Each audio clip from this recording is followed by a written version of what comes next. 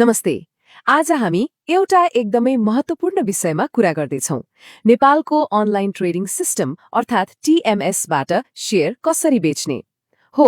आज हामी यही कुरा सिक्नेछौँ, त्यो पनि एकदमै सजिलो तरिकाले। ल सुरु गरौँ है त। शेयर बजारमा लाग्यो, पहिलो शेयर पनि किनियो, तर अब बेच्ने बेलामा चाहिँ के गर्ने? यो प्रश्न धेरैजना नयाँ लगानीकर्ताको मनमा आउँछ। शेयर किन्ने पहिलो खुड्किलो त पार भयो, होइन त? तर जब नाफा बुक गर्ने बेला आउँछ वा घाटा कम गर्नुपर्ने हुन्छ, त्यति बेला अलिकति अलमल हुनु स्वाभाविक हो। र यदि यस्तो भइरहेको छ भने चिन्ता लिनुपर्ने कुनै कारण छैन, यो एकदमै सामान्य कुरा हो। धेरैजसो नयाँ साथीहरू यहीँनिर आएर अलिकति अड्किनुहुन्छ, तर राम्रो कुरा के हो भने यो प्रक्रिया जति गाह्रो सुनिन्छ नि, वास्तवमा त्यति छँदै छैन। त्यसो भए अब समाधानतिर जाउँ। हामीले टिएमएसमा शेयर बेच्ने पूरै प्रक्रियालाई जम्मा 5 वटा सजिलो चरणमा छुट्याएका छौँ, जसले गर्दा सबै कुरा एकदमै स्पष्ट हुन्छ। ल हेर्नुहोस्, एकदमै सिधा छ। जम्मा 5 वटा स्टेप्स। पहिलो, आफ्नो टिएमएस अकाउन्टमा लगइन गर्ने।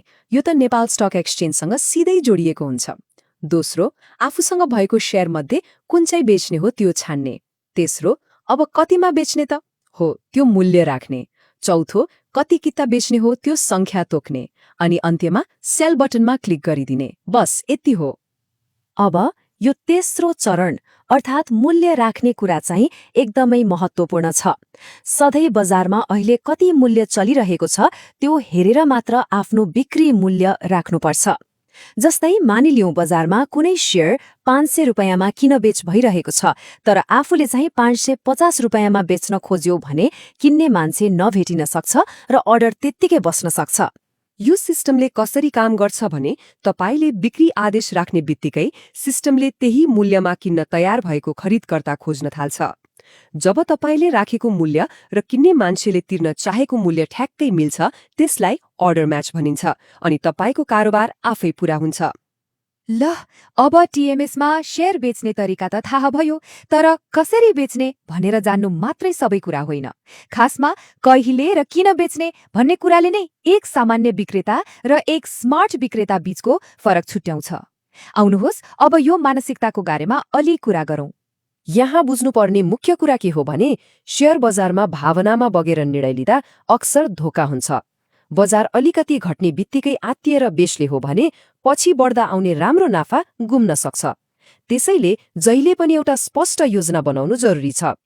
धैर्य र योजना यही नै हो लामो समयसम्म सफल हुने सूत्र। अहिलेसम्म हामीले शेयर बेच्ने प्रक्रिया र त्यसको लागि चाहिने सही मानसिकता दुवै कुरा बुझ्यौं, तर यो यात्रा यतिमै सकिँदैन नि। आखिर शेयर बेच्नुको मुख्य उद्देश्य के हो त? अब यसको सबैभन्दा महत्त्वपूर्ण पाटोतिर लागौं। र अन्त्यमा यो प्रश्नले हामीलाई फेरि लगानीको मूल उद्देश्यमै फर्काउँछ।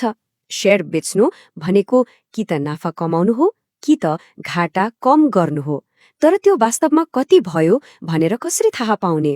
आफ्नो लगानीबाट कति नाफा भयो वा कति नोक्सान भयो भनेर सही तरिकाले हिसाब गर्नु नै लगानी यात्राको अर्को महत्त्वपूर्ण पाठ हो।